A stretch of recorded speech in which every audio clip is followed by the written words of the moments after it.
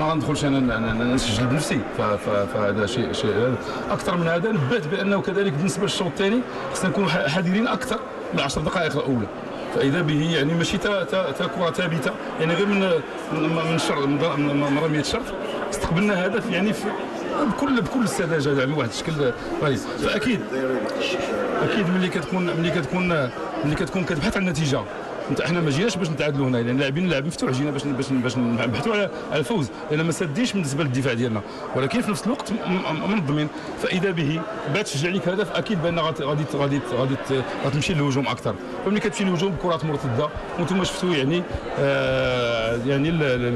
دائما كانت هناك يعني المباغته اللي كتكون في الدار ديال اللاعبين ديال الوسط، واللي اظن بانه احنا بعد ما قحمنا لاعب مهاجم ثاني، اظن بانه باش نزيدوا الهجوم هما واصبحوا كيلعبوا يعني كرات يعني بالنسبه لي ملي كنشتغل باش نوصل يعني بطريقه يعني بطريقه او تنشيط هجومي باش نوصل للمرمى.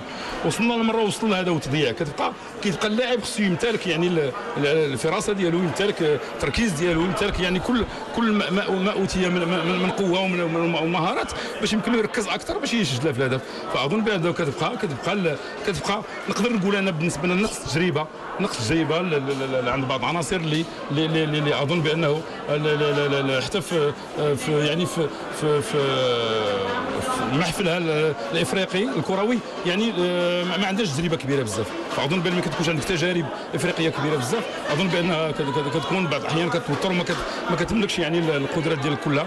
ولكن هنا غادي تبين بانه كذلك كره القدم راه ماشي غير الجانب ديال المهاري، والجانب ديال هذا هو الجانب ديال النفسي اللي خص تكون كذلك عندك يعني ملكات نفسيه على واحد المستوى عالي جدا، لان في هذه المباريات دوليه الجانب النفسي يمكن تصنيفه في الدرجه الاولى.